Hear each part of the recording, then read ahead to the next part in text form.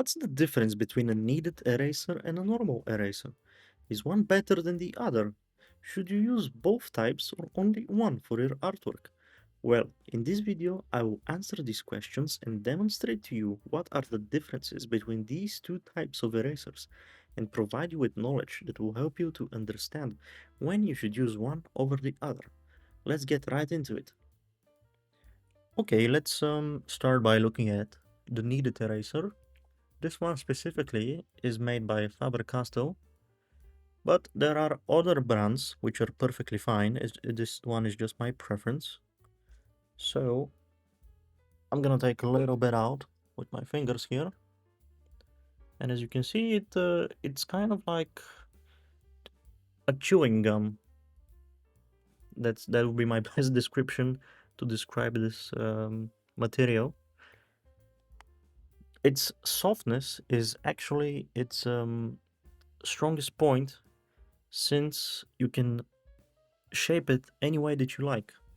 So, for example, if you want to erase a small tiny detail or you need something very sharp, you can make a fine point like this and just erase away finely. Or if you want, you can roll it up with your hands, and now you've got um, basically kind of like a worm, and you can just roll it on the paper and it will erase a lot of material in a very quick amount of time. On the contrary, the normal eraser, let me just take it out of the box. The normal eraser is very stiff and hard. You cannot shape it at all. What you can do is take a knife and cut out a small piece out of it, and then you can erase sharply with the small piece. But other than that, what you see is what you get. So let's go into the differences. Why would you use the kneaded or the normal one, and when should you use each one? So I got this sheet of paper here, which has symmetrical markings made with graphite pencil.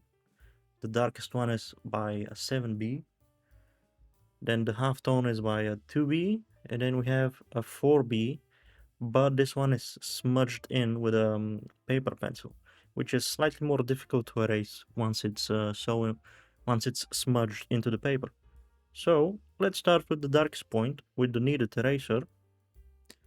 I'm gonna go right in the middle, and I'm going to press as hard as I can.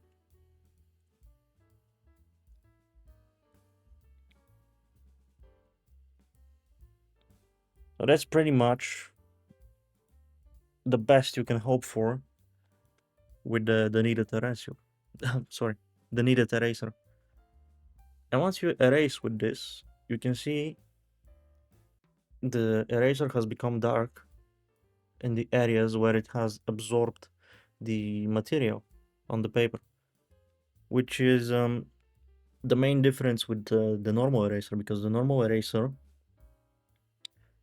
it erases by rubbing against the paper, and as you can see, it leaves these small marks here, which the kneaded eraser will never leave these marks, because it just sticks to the material and it lifts it from the paper, while the normal one, it just rubs it in and it takes it away that way. And as you can see, the dark chunks are here. You just have to blow them away, which sometimes, depending on the paper and how much pressure you use with the normal eraser, you can actually tear at the paper and damage it, while the kneaded eraser is never going to do such thing. However, as you can see, let me erase a little bit more. As you can see, the normal eraser is slightly better at erasing really dark markings made by charcoal or graphite, while the kneaded eraser still did a great job, but as you can see, there's a slightly more left on there. So this is the main difference between these two, is that if you want to erase very dark spots, it's best to use the normal one. But for all other purposes, like the halftone it does a perfectly fine job. And the kneaded eraser can be shaped any way that you want. Yeah, as you can see here, slightly more erasing power from the normal one. And here we still have traces of the halftone. One of the main ways I like to use the kneaded eraser is actually not to erase, but let me just clean it up a little bit. This is how you clean it, by the way. Like once you have material on it, like this, it's all dark. That's the graphite right there, sticking to the eraser. Once you have it like this, you just simply knead it like this, and it just absorbs it into the whole mass. So one of my preferred methods to use this eraser, the kneaded one, is kind of shape it like a stump, like this, kind of something like that. Like obviously depends on the case. And then I'm not going to actually erase. I'm actually going to tap gently, and I hope the camera picked it up. But what actually happens is this halftone became slightly lighter, which is incredible power for the artist. So like let's say you have this may be the side of the cheek, but you want it to be slightly lighter. You grab your kneaded eraser and you just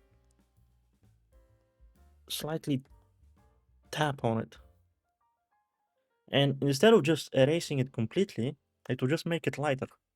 So you can actually use this kneaded eraser to shade, whereas the normal one, it doesn't work like that quietly. Like you can tap as much as you want, it's just not going to do a great job at it. But if you want to erase, like look at that, like that's amazing. So to summarize this video, the differences between the kneaded and the normal one is that the kneaded eraser can be shaped and modified into whatever form that you need and require. It works by picking up the material from the paper and not by rubbing into the paper, which is how the normal eraser works, by rubbing into the paper, and it leaves traces of the eraser itself on the paper, which you need to blow away and remove somehow without damaging the paper. And sometimes that can happen. You can actually damage the paper if you rub too much or too harshly. But on the flip side, with the normal eraser, you can erase a lot stronger marks, and it generally does a way better job at erasing. Whereas the kneaded eraser is, it still can erase perfectly fine, but as you can see, and I am trying really hard, as you can see, you can still see the halftone on the left side, whereas on the right side it's slightly more erased.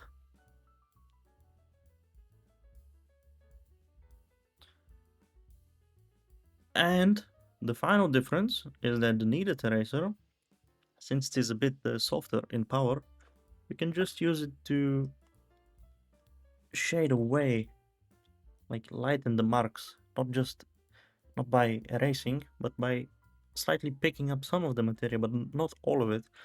And so that way you can shade. And yeah, thank you for watching this video. I hope it was helpful. If it was, please leave a like and maybe consider subscribing, since I will be making a lot more videos into the future about art materials, art processes, painting, drawings, all sorts of things. Thank you for watching, and hope to see you next time.